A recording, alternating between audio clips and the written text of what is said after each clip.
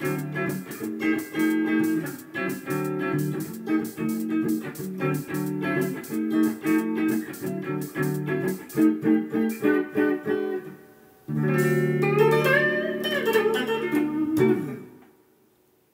you find that you're more respected as a composer because your name is hard to pronounce when you actually say it? No, it doesn't matter, man. I thought it would be so cool to have a weird name at some point in my life, but it turns out it's always been a pain in the butt. It's hard to. If I introduce myself as just Yo, that's a conversation that I don't like having anymore. If I introduce myself as Joachim, that's a whole other conversation, which is just looks more like a confusing experience. Right. So I'm kind of damned if I do, damned if I don't. Right. So how much did your parents hate you? A lot. My whole name is Joachim Volker von Starkenburg-Horsley, so that's just cruel.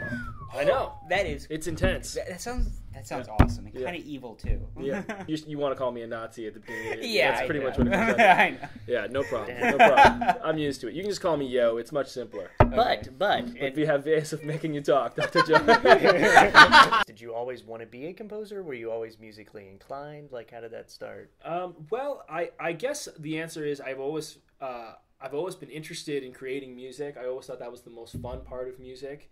When I was growing up, I used to sing into a tape recorder literally everywhere in the house. Sometimes I would sit on the toilet for hours and sing into a tape recorder and tell stories to myself as well. And actually, that's an important thing to mention because it was kind of the storytelling aspect of music that I was always really into. My parents were really big into classical music, and Strauss and Mahler and these kind of like, which obviously plays a huge influence on film score. Absolutely. But really the whole idea of telling stories through music, I think, was what was really exciting to me. As I went through elementary school, I was the kid that made his parents rent a different instrument every year, and I played clarinet and cello and saxophone, and I continued to play piano throughout. The deal was that as long as I continued to play piano, I could also play any other instrument I wanted to.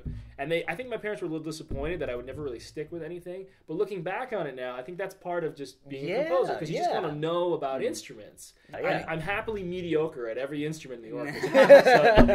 But were you like first chair on your your school band? I wasn't really ever like a real major performer. I mean, I could play piano, and when I toured with my band with my brother, the band Little Horse, I did play and sing, and we but by no means do I consider myself a major performer. You used to be based in New York. Right. Now you're in LA. That's right. So is there a difference between New York and LA when it comes to composers? Is there a benefit of being really? Yeah, there's a big difference. Yeah. I mean, in New York, being a film composer is a little more rare. I think Howard Shore lives there, but he made his career in LA and everywhere. So when you're at that level, I think you can live in Timbuktu, and as long as you're working with the right people, it doesn't matter. Right. But I think for a film career these days to develop a film composing career to develop in New York is a lot more challenging than LA. It's not easy in LA. There's a lot of guys who are writing music out here, and it's very competitive. But in the New York area, it's very hard, and also the rent is incredibly high, and out here, you can have kind of a lower cost of living and kind of get to where you're going, where you need to be without losing your shirt, so to speak. Right. If you're starting out from scratch, I would say go to LA and start there because there's just more potential and there's more opportunity. How would you describe your style? I've heard your music before, but I have no idea how I would even describe your style. I'm really interested in the lyrical orchestral style. I love writing melodies. I like composers like Sam Barber and Aaron Copland. Those are some of my favorite composers. Leonard Bernstein, American composers. But I do a lot of different things, and obviously not every kind of music has to be just have a mellifluous melody that warms your heart. It doesn't always have to be like that. And it's that's the kind of music I like to write. So if I were to hang a flag on a certain style, it would probably be that. So you're not using like GarageBand on it? No, I don't use GarageBand. No, I don't. But I use. I mean, when sometimes I work on projects where the budget is not great, so of course I use some synthetic instruments. But I always mix it with something live. When you were doing jingles and stuff, how close was your life like to Charlie Sheen's character in 2.5 Men. in 2.5 Men. It was exactly the same. Really? Yeah, and every day I would get up and go winning, and that would just be how I ran my day. It was the same. It was exactly like that. Where can people find more of your work if people want to look you up?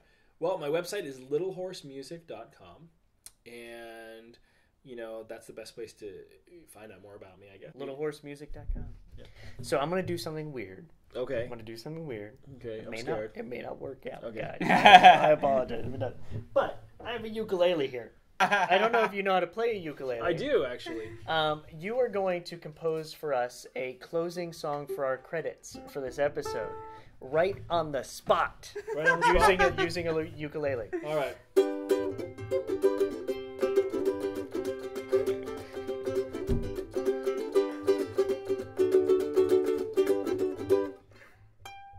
Oh my God, You guys! want an alternate version? Oh yeah, why not? Yeah. Yeah, just because that was awesome. This would be more of a North Hollywood rambling song.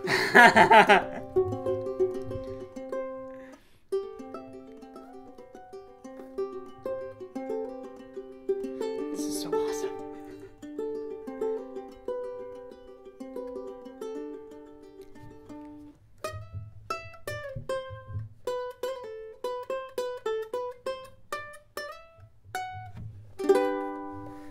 There you go.